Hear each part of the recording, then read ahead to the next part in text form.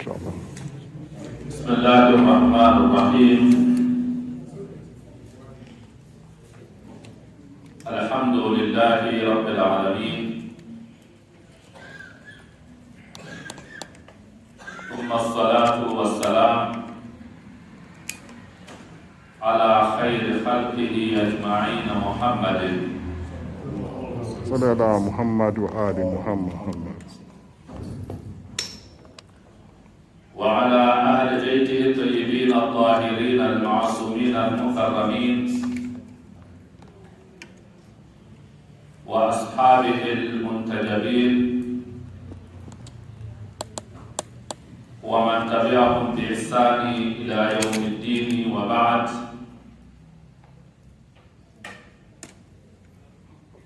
Assalamu alaikum warahmatullahi wabarakatuh. Wa alaikum salam wa rahmatullahi wa barakatuh.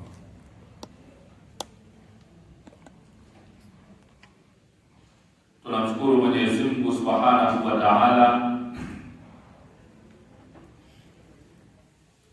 kutufikisha katika siku hii ya leo tukiwa na hali hizi tulizokuwa nazo ambazo tunasema alhamdulillah kwa neema zake Mwenyezi Mungu na kwa rehema zake na kwa fadhila zake kwetu sisi, na hamu na shauku kubwa ya kumkaribisha mgeni mwema mtukufu, mgeni mkarimu, mgeni ambaye anakuja na faida kubwa haina mfano, faida ya kufutiwa madhambi yetu yote, faida ya kutokuwa na sheitani katika mgongo wa ardhi, faida ya amali yoyote njema unayoifanya haitizami ukubwa wala haitizami udogo. Kinachotizama ni umefanya kwa lillahi na qurbatan ila Allah. Mwenyezi Mungu anakupa malipo ambayo hayana mfano katika masiku mengine. Kulala kwako, kuhema kwako, kusalimiana kwako, sala zako, usomaji wako wa Qur'ani, mahudhurio yako katika darsa, Mungu anakunyanyua daraja la juu sana. Hamu hii tunayo kubwa. Tumuombe Mwenyezi Mungu Subhanahu wa Ta'ala katika siku mbili hizi zilizobaki atupe siha njema na afya njema na akili timamu, na tuepushe na mabalaa na misukosuko, tuweze kumpokea mgeni huyu mwema insha Allah. Nasaha zangu kwenu, ya kwanza ni tuwe na maandalizi mazuri ya kumpokea mgeni, maandalizi ya usafi wa mioyo yetu, usafi wa miili na nguo zetu, usafi katika viungo vyetu, usafi katika kutazamana sisi kwa sisi, kwa maana ya kuombana msamaha, kuombana dua na kadhalika. Maandalizi haya naomba kila mmoja kwa siku mbili hizi ajipange sana katika kumpokea mgeni huyu insha Allah. Maandalizi ya pili, utengeneze ratiba yako iliyonyooka katika kuzitumia fursa adimu, fursa tukufu na kubwa katika mwezi mtukufu wa Ramadhani. Ukishaingia, jiwekee ratiba, barnamij iliyonyooka ambayo si ya kubabaisha, si ratiba ya kuungaunga. Tengeneza ratiba iliyonyooka kuanzia sala zako za wajibu na sunna zako, dua zako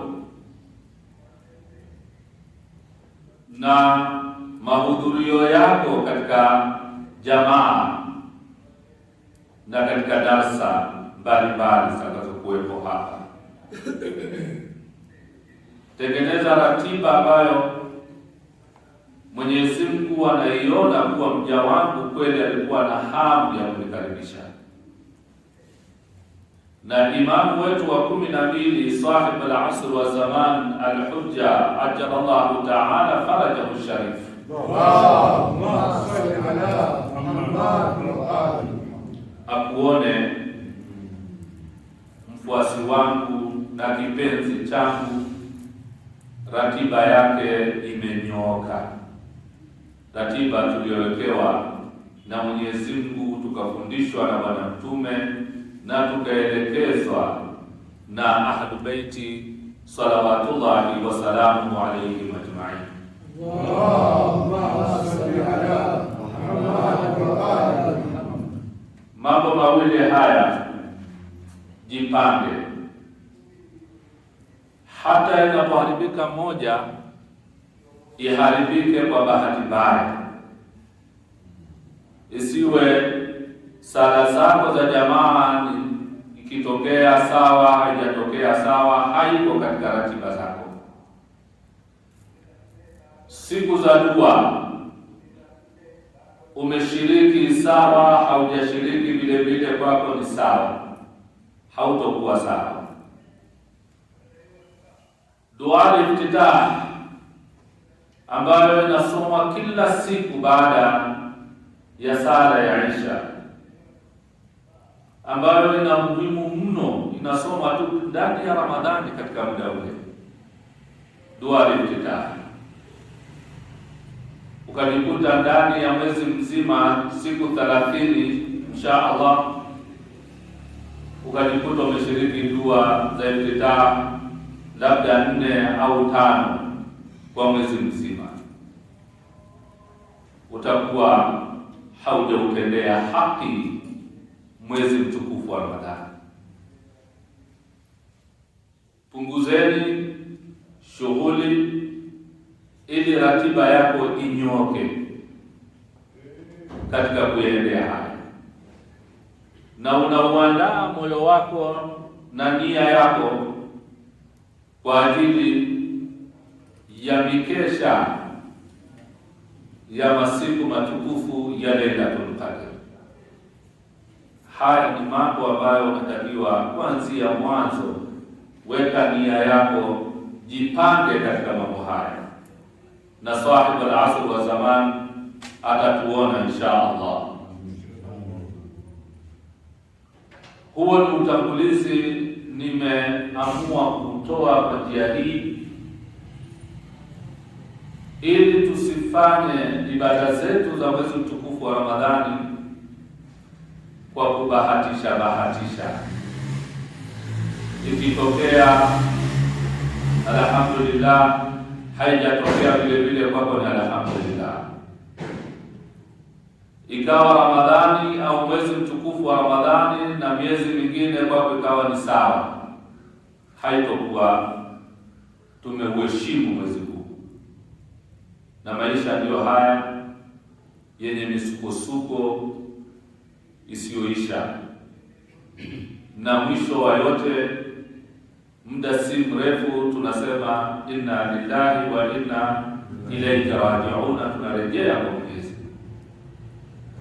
Fursa hizi tuzing'ate kwa magego yetu, tuzishike kwa mikono yetu, tusiyumbe katika mwezi huu, ili Mwenyezi Mungu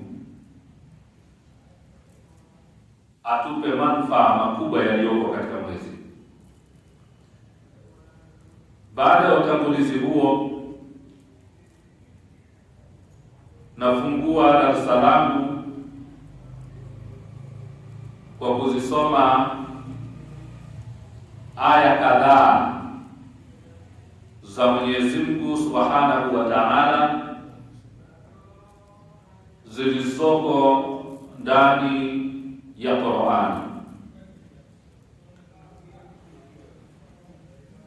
Aya ya kwanza ni ya ayyuhalladhina amanu kutiba alaykumus siyam kama kutiba ala alladhina min qablikum la'allakum tattaqun. Aya hii inatupa ulazima wa kufunga, ulazima wa kuheshimu mwezi mtukufu wa Ramadhani, ulazima wa kuutunza,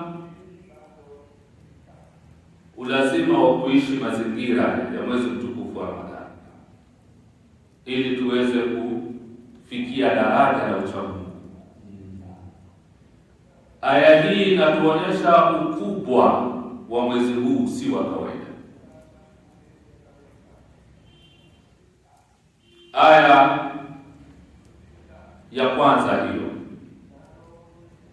Aya ya pili ambayo nataka niisome kama utangulizi wa darasa zangu ni aya inayosema, Mwenyezi Mungu anasema ayyaman ma'dudat faman kana minkum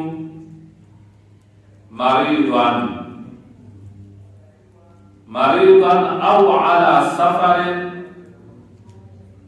fa'iddatun min ayamin ukhra wa ala alladhina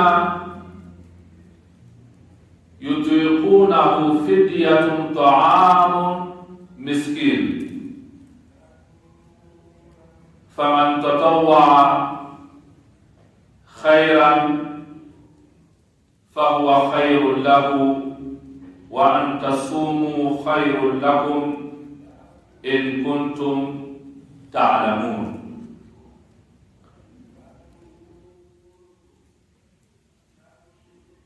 Maneno haya matukufu ya Mwenyezi Mungu Subhanahu wa Ta'ala yamebeba aina mbili. Kwanza, mwezi mtukufu ni masiku maalum yenye kuhesabika, si mwaka mzima. Ayyaman ma'dudat ni masiku haya maalum, siku 30, na tunamwomba Mwenyezi Mungu zitimie 30 inshallah. Lakini Mwenyezi Mungu katika aya hii akisema kuwa mfunge katika masiku hayo, akaelezea watu ambao wanaruhusiwa kutokufunga ndani ya aya hii. Umeambiwa ufunge katika masiku hayo, lakini kuna makundi ya watu wanasemehewa wasifunge kwa sababu kadhaa ambazo Qur'ani imetaja watu hao, ambao mmoja wapo ni mgonjwa na mwingine akiwa katika safari. Mgonjwa na msafiri, huyu haruhusiwi kufunga.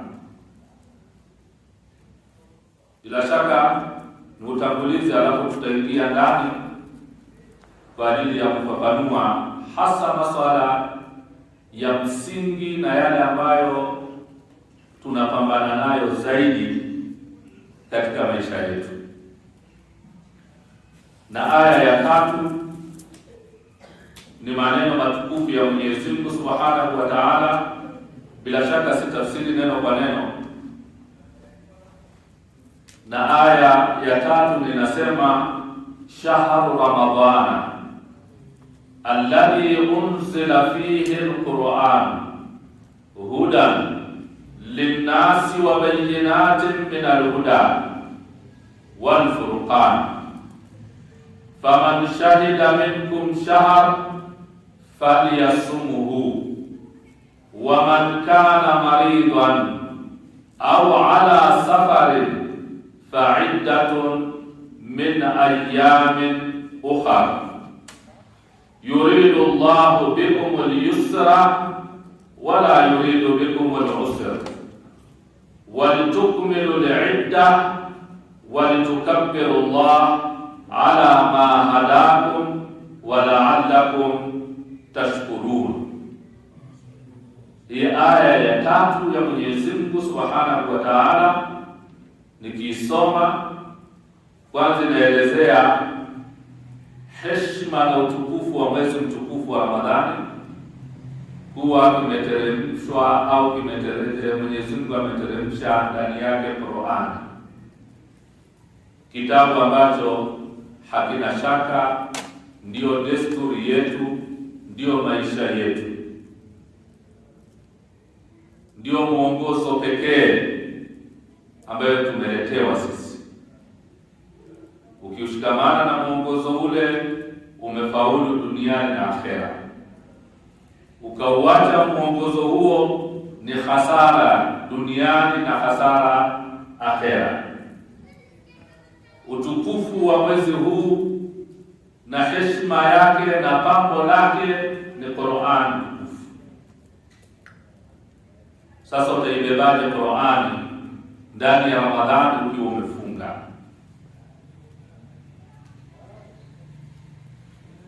Kisha Mwenyezi Mungu akaelezea kama aya iliyopita, lakini kabla hajaelezea mambo ya mgonjwa na msafiri, akaelezea muushuhudie mwezi, muone mwezi,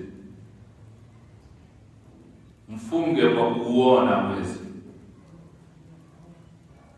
Na hapa pia swala hili huko mbeleni tutakuja kuzungumza, lakini pia nikae kichwani kwa maelezo mafupi. Ni vizuri kuutizama mwezi, kuangalia mwezi, kuutizama, kuutafuta, kuuona kwa jicho kama uko mzima, ina baraka yake. So sasa hivi ambavyo hatushughuliki kuuona mwezi, tunasubiria taarifa za habari zije, lakini ile kusema ngoja ni uone mwenyewe mwezi ukiwa mchanga, una faida katika makuzi yako, una faida katika akili yako, una faida katika nafsi yako, una faida katika kubadilika kwako kitabia, yaani kwenda katika tabia njema. Mnaona wataalamu wengine wengi wenye elimu hizi za kifani wanautumia sana, hasa mwezi ukiwa mchanga.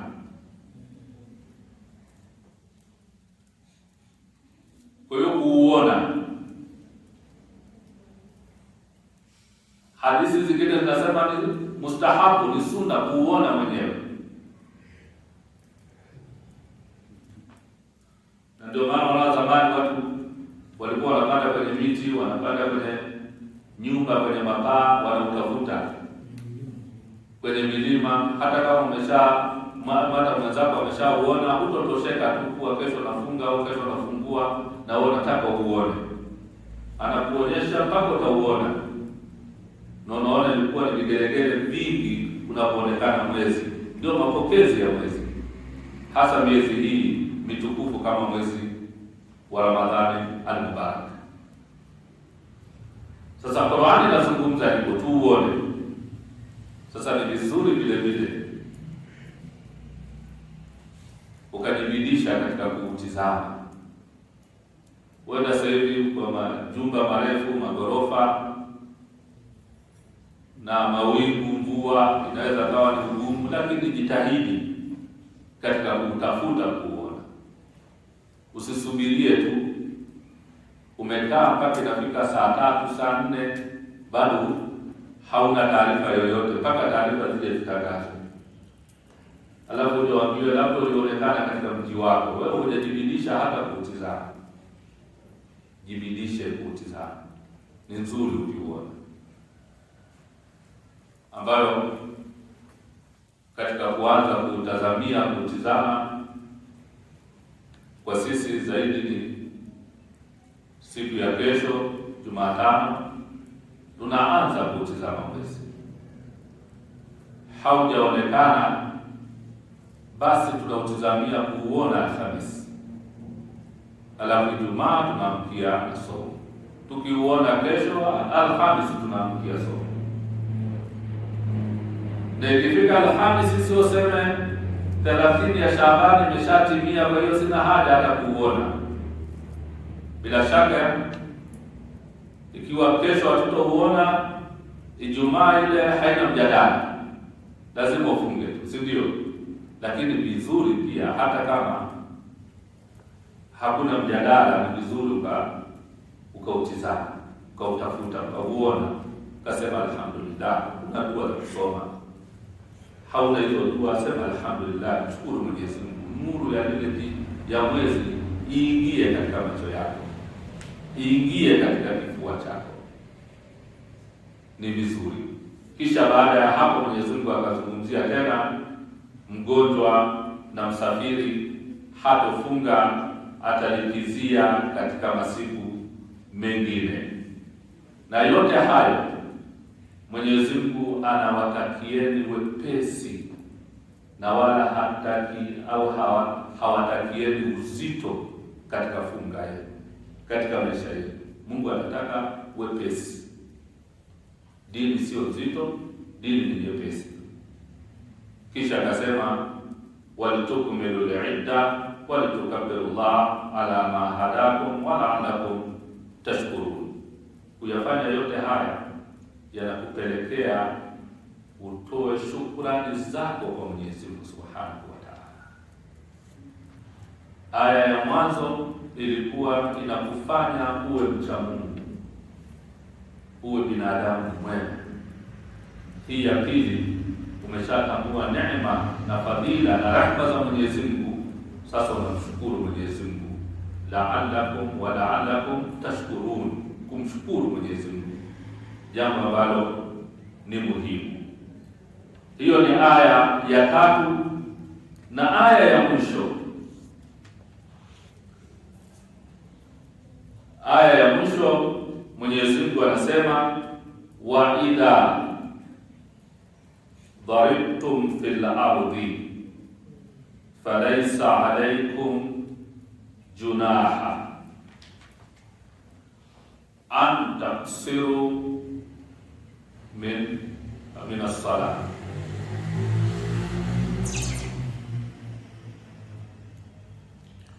Wa idha daribtum, takapo kuwa safarini. Idharaba hapa tapokuwa mmeenda mahali, mehama, maana yake safari.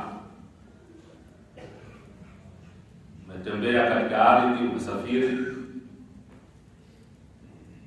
unatakiwa upunguze sala zako. usiswali tamaa. Kwa hiyo hukumu ya kupunguza sala ndio ile hukumu ya kufungua ndani ya mwezi mtukufu wa Ramadhani. Hayo ni maneno ya Mwenyezi Mungu Subhanahu wa Ta'ala, ambayo ndiyo tutakayojikita katika maneno hayo insha Allahu Ta'ala. Mwenyezi Mungu atupe taufiki katika kuelezea haya. Na hadithi ya Bwana Mtume sallallahu alayhi wa alihi wasallam na maneno ya Ahlul Baiti alayhi salam yanatuambia hasa haya ya Imam Jaafar as-Sadiq alayhi salam, anasema man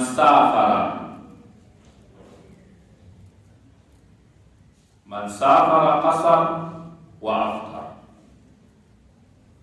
illa an yakuna rajulan safaruhu ila sayd au fi ma'siyati llah au rasulan liman ya'si llah au fi talab shahna au saaya au darar ala qaumil muslimin.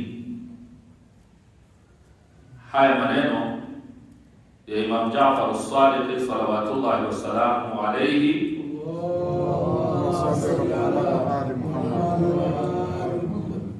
anasema, man safara qasar, mwenye kusafiri apunguze sala zenye raka 4, aswali raka 2 na afturu ale kama zile aya, isipokuwa ikiwa safari hiyo kwa ajili ya kuwinda. Uwindaji hapa maulama wamehitilifiana, lakini kwa ufupi ni kwenda kuwinda ule uwindaji ambayo si wa kutafuta riziki, wa kwenda kujiburudisha. Uwindaji wa kwenda kujiburudisha, hasa wale walikuwa kana hilo tu, wanaenda wanawinda mbwa mwitu, basi anasikia raha, amemlenga, amempiga, wanasikia raha. Sio ule uwindaji ambao na haja ya kwenda kuwinda ili ulete chakula kwa ajili ya familia yako, au safari ya maasiya, nasafiri kwa ajili ya kwenda kufanya haramu. Na hii inatokea sana katika zama hizi, hasa nchi za Kiarabu, ili kuepuka kutokufunga wanafanya sana hii siku hizi. Au umebeba ujumbe uliopewa na mtu, ujumbe wenyewe ni kwa ajili ya maasi ya Mwenyezi Mungu, ujumbe mwovu, ujumbe mbaya. Au fi talaba shahana, au nasafiri kwa ajili ya kwenda kugombana na mtu. Nasafiri wasema leo atanikoma huyo, labda walikuwa unamdai, unaona deni alijawa, kwa hiyo nasema una nia ya kwenda kumdai, lakini nia yako ni kwenda kumvurumisha, kwenda kupambana. Shahana kwa ajili ya uadui, safari kwa ajili ya uadui. Anaendelea kusema au saaya.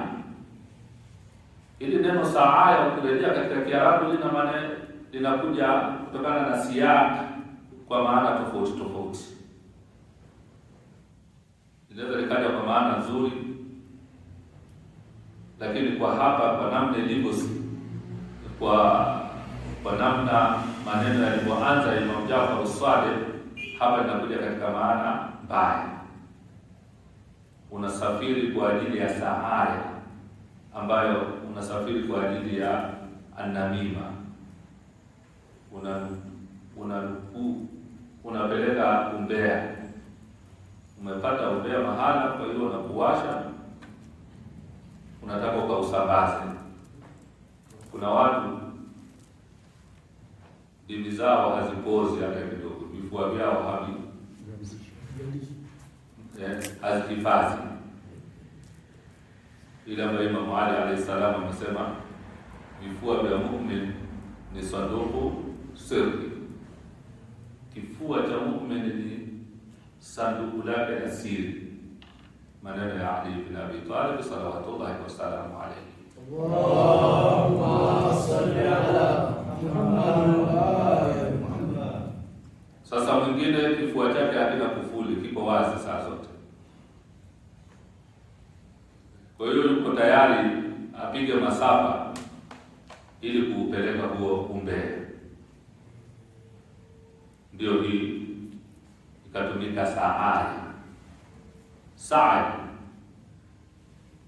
Sasa sa'i unatoka ni sa'i kwa maana nzuri, unataka kutafuta riziki, unataka kuhangaika jihadi katika mambo mazuri, lakini sa'a hii ni umbea. Unachukua maneno yapeleke mahali. Au akaendelea kusema au dharar ala qaumin muslimin, au naenda kwa ajili ya kwenda kudhuru jamii ya Kiislamu kivita. Hasa zamani ilikuwa ni vita au nini, na sasa hivi kama itatokea aina hiyo, ili mradi kuna madhara, yaani safari yako ya kufika kule kuna madhara yatatokea, na mwenyewe unayajua kuna madhara, unayaendea, unayapeleka, huyu haruhusiwi, au watu hawa waliotajwa hapa hawaruhusiwi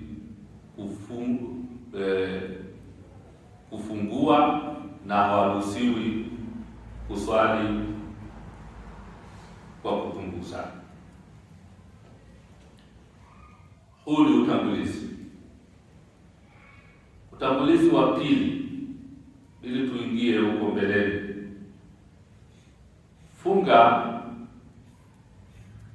kuna mambo ambayo ni ya msingi sana, ambayo kila mmoja akiambiwa ameyafanya au akiyafanya mwenyewe anajijua tu kuwa mimi sijafunga.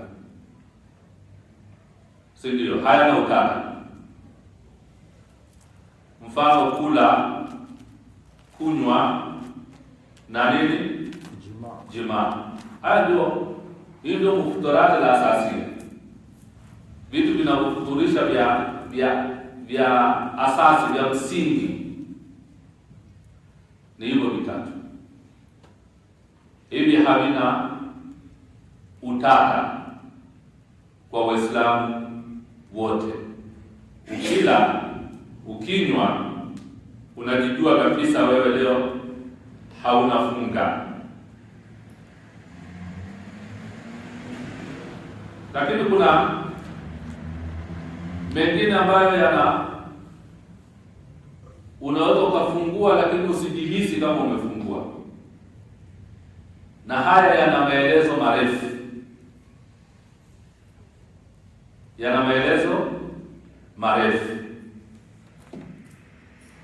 Mfano vitu ambavyo tunaambiwa tuviache, na unaweza ukavifanya na ukajiona umefunga, na huenda kweli ukawa unafunga, lakini kama imepunguza uzito wa saumu yako. Kuna mambo kadhaa ambayo kuna kusema uongo, al-kadhib, sio ambayo baadaye wanaweza kufafanua kusema uongo kuhusu Mwenyezi Mungu, kuhusu mtume, kuhusu maasumin. Lakini wengine wanasema hata uongo baina yetu hivi unamdanganya mtu. Unaweza tu unataka kumsumbua mtu ukamwambia nado kuna futari nenda, kwa lengo tu umsumbue, au ile siku ya wajinga duniani.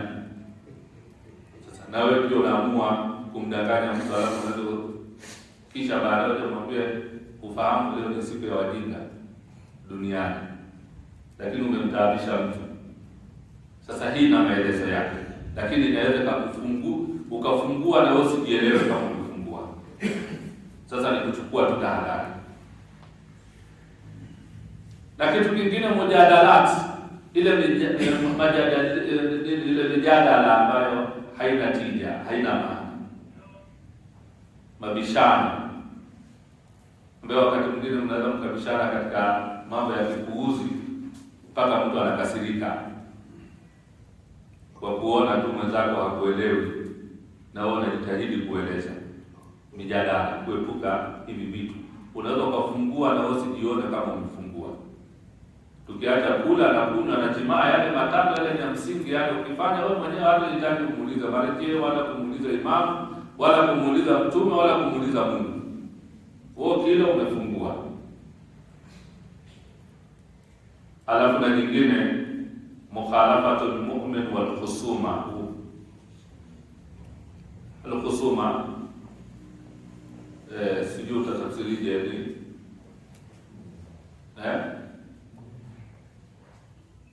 khusuma kama vile uadui, lakini kama uadui ni kama ugomvi hivi. Na kama kusukumana ile hasira mpaka mtu msukuma mwenzake au anafanyia mkono namna hii nini bana, kwa hasira hivi vitu vinaweza vikakuharibia somo bila mwenyewe kujua. Na nyingine, kueleza hasira kwa watu, usengenyaji, kutukana, asubu al-ghiba, asubu kutukana, atanabusu bila alqabi, kumuita mtu kwa jina ambalo yeye halipendi, unamtania, unamkera, si ndio? Kuunga urafiki na watu waovu, huko katika somo, lakini huko katika makundi ya watu waovu. Al-qahqahatun, ile kujikohoza sana bila sababu ya maana, na kusema uongo na kuzua uzushi. Hivi vitu hivi vimeorodheshwa vingi hapa, vinafika karibia 12. Hivi vinaweza vikakuharibia funga bila ya wewe kujielewa. Hivi pia ni kujitahidi kuchunga hivi vitu. Si tunaelewana vizuri? Na mengineyo ambayo tutakuja kuelezea huko mbele. Lakini jingine ambalo liko wazi ndani ya Qur'ani, lakini wakati mwingine tunaweza tukalifanya kwa kuliona tu ni kawaida. Ugonjwa hatuna mjadala, si ndio? Mgonjwa hatuna mjadala, na mgonjwa ima mwenyewe ajipime au athibitishiwe na daktari. Hii hata haina ikhtilafu, ambaye mgonjwa ni aina tofauti tu, japokuwa tutakuja kuelezea kule pia mbele. Lakini ni jambo la kawaida, mtu anaumwa, ana dozi, atakunywa dawa, atafungua, ana ruhusa, kwa sababu maradhi aliyokuwa nayo ameambiwa aje dawa zake mara 3 kwa siku. Na kama hajanywa ataendelea kuumwa, ataendelea kudhoofika, inaweza kumletea matatizo zaidi. Maradhi kama pressure mathalan, vidonda vya tumbo mathalan, sugu, na maradhi mengine na mengine ambayo haya yako mengi, huwezi kuyataja moja moja, lakini mgonjwa. Jingine ambalo ndio la msingi zaidi na ambalo ndilo ambalo tutajikita zaidi katika darasa letu, na mara nyingi sana tunaweza tukawa tunakosea sana, ni kuhusiana na safari. Mwenyezi Mungu amezungumza kule, mgonjwa na msafiri afungue ale. Sasa ni safari ya aina gani? Safari hii ni ya kisheria au ni safari ya urfu ya jamii? Bila shaka kama tulivyosoma Qur'ani na tumesoma hadithi, na hadithi ziko nyingi, sijazisoma zote, ni safari ya kisheria. Ukiweka safari ambayo ni ya kibinadamu, ndio ile ambayo inatuletea utata. Unaweza ukafunga, unaweza usifunge, unaweza ukala, unaweza ukafunga. Ni kwa sababu tumeichukua kiurufu ya kibinadamu, ya kikwetu, ya kiutamaduni. Lakini ukiichukulia safari hii kisheria, ni lazima ule utakapokuwa na safari, na ukichukulia kisheria haitokuambia umesafiri na chombo cha aina gani, lakini ukichukulia kiurufu itakwambia chombo, itakwambia umesafiri na nini, itakwambia je, umechoka au unasikiaje? Yaani utajipima mwenyewe, hii kwangu ni safari au si safari.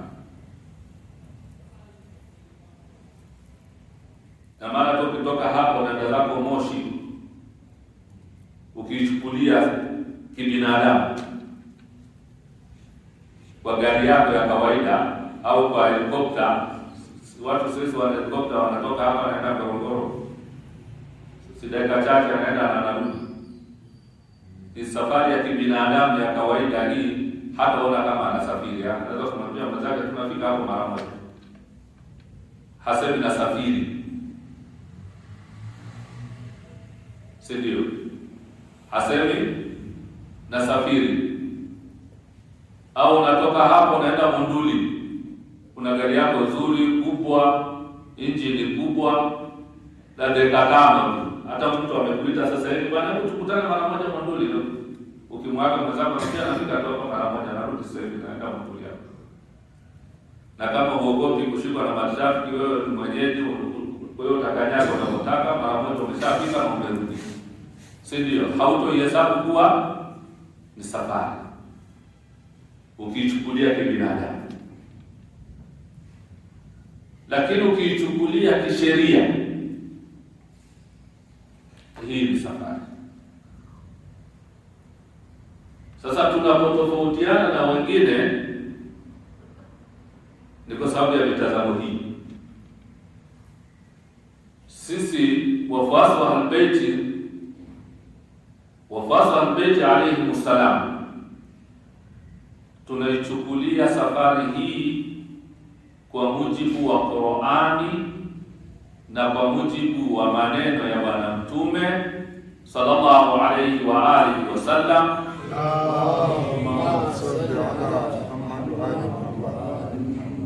na kwa mujibu wa maelezo ya Ahlul Baiti salawatullahi wasalamu alayhi, man safara qasara wa aftar, mwenye kusafiri anafungua na anaswali qasr. Sasa haitoangalia umechoka au haujachoka, umeenda kwa miguu au umepanda farasi au umepanda punda, umeenda na kwa baiskeli au kwa pikipiki, umeenda kwa ndege, hata hiyo ndege inaenda kasi namna gani, utabaki pale pale katika sheria imesemaje, basi haitotizama umeenda na nini. Tukihesabu umeenda na nini, hakutokuwa na safari katika dunia. Aya hii haitofanya kazi. Tukihesabu kibinadamu, miaka inayoenda mbeleni, hatutokuwa na safari hata ya kutoka hapa mpaka Amerika. Haitokuwa na safari kutoka hapa mpaka Saudia mbeleni huko, haitokuwa na safari, kwa sababu haitokutosha, na vyombo kila siku vinapatikana vya kwenda kasi. Leo unatoka hapa unafika Dar es Salaam kwa ndege kwa dakika 45, si ndio? Unatoka Dar es Salaam unaenda Dodoma kwa ile treni kwa muda masaa mawili au kwa muda wa masaa mawili. Hautahesabu safari. Kwa hiyo tukichukulia kibinadamu, wewe hii zote unafunga, na ndio wengi wanafanya hivyo, lakini ni makosa kwa mujibu wa Qur'ani na kwa mujibu wa Bwana Mtume sallallahu alaihi wa alihi wasallam, ni makosa.